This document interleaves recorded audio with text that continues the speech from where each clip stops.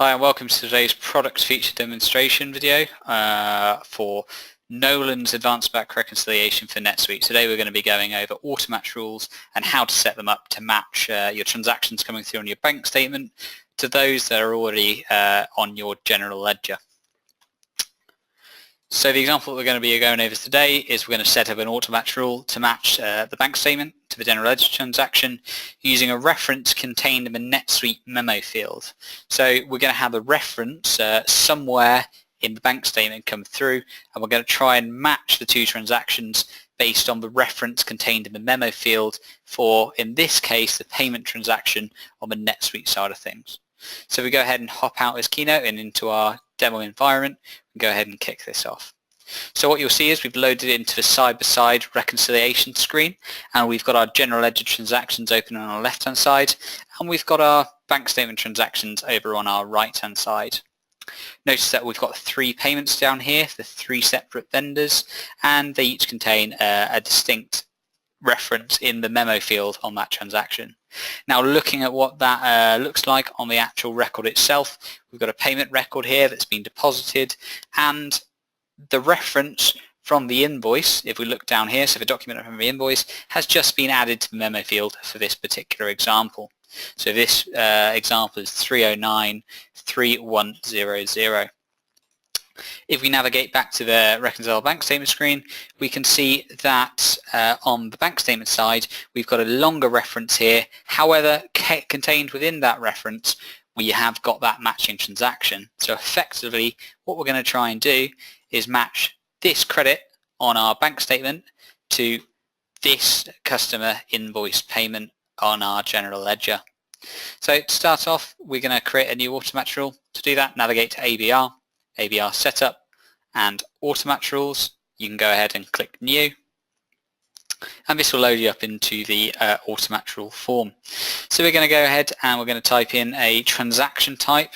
Now, as stated, this would be port sourced from the bank statement, so we're going to call this a credit type, and we're going to go ahead and drop that in there. You can give a description if you want, just to refer, so you know what you refer to it by, and you can also limit it or restrict it to a particular ABR reconcile account. Now here's where we get on to actually setting up the auto match. What you can do is, first of all, we've got this really cool feature of actually stating a date variance.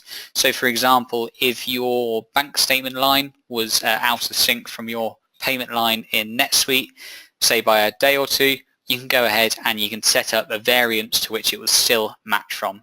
So this would be good. For example, if we had a bank statement come through on the 25th, a bank statement payment come through on the 25th. However, when we actually added it to NetSuite, we posted it to the 26th. We could say a date variance in here or a one-day variance, and it would still pick it up in the rule. Now, we can choose to match on a number of different ways. The 3 main ways we can do it is we can choose to match on the document number of the payment record. So for example, 1488. We can choose to match on the memo field of the payment record, so the memo field here, and we can also choose to match on the customer name of the payment field or respective GL transaction. So it leaves you really flexible in how you can actually set up your matches there. In today's example, what we're going to be doing is we're going to be matching to our memo field. So to reflect that, we're going to say that we want to use the reference and we want to use the memo. Now, first of all, we just need to set up exactly from where and to we want to source the memo, or we want to source the reference from our bank statement. So I'm just going to drop in 23 and 29 here, and I'll tell you where that corresponds to as well. So if we go ahead onto the bank statement here, we can see that the reference starts at character point number 23. So this is the 23rd character and ends at the 29th character. So we can see that it's going to ignore the first half of the reference and only pick up where you want it to pick up the reference from. This gives you loads of control into how you actually set up your auto matching, so you get really specific and accurate matches. Secondly, we're going to go ahead and we're going to say where from and to in the NetSuite reference field that we're going to actually match to. So for example, on the payment record as well, if you had more characters in here that wasn't just the number you wanted to match on, you can go ahead and state where it was. In this example, we're just going to match on character 1 to 7, so we know we're just considering the exact document number in there. So let's go ahead and set that up. So 1 and 7.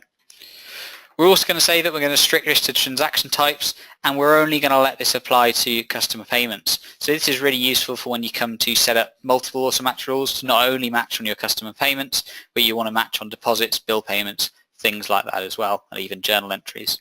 So we're going to go ahead and we're going to save this rule down, and we're going to jump into our reconcile bank statement window, and we'll hopefully go ahead and match these transactions left to right. So to do that, all we're going to do is click the auto match button, and this should kick off a process of auto matching the transactions side by side. So we can see that very quickly it is confirmed to us that our auto match is complete, and three records in total have been processed and 3 records have been matched as well. So if we navigate back to the reconcile bank statement screen by clicking here, we'll see that we have no remaining transactions in either window of the unmatched screen. If we navigate to matched, we can see that the respective payments and credits from both the bank statement and the general ledger have been assigned a match ID. So for example, our payment amount for £75.40 has been assigned a match ID 34, as well as on the bank statement side, that reference is picked up and assigned an equal match ID, tying those two together. What's really nice as well on this, it offers you a granularity of detail. So if you actually go onto the payment record, we've installed our ABR tab on our payment record, or our general ledger transaction. If we navigate to that, we can get a really granular level of detail where we can see exactly where the general ledger transaction is in the auto match process or in the reconciliation process. So that's pretty much it from the auto match rules. Obviously there's a number of ways you can utilize them, but that's the basics of it. So to progress them here, we can go ahead and reconcile off the account. So thanks very much for your time. If you have any questions, I'd like to invite you to drop an email to sales@nolanbusinesssolutions.com, give us a call, or visit nolanbusinesssolutions.com for more details on the product. Thanks very much.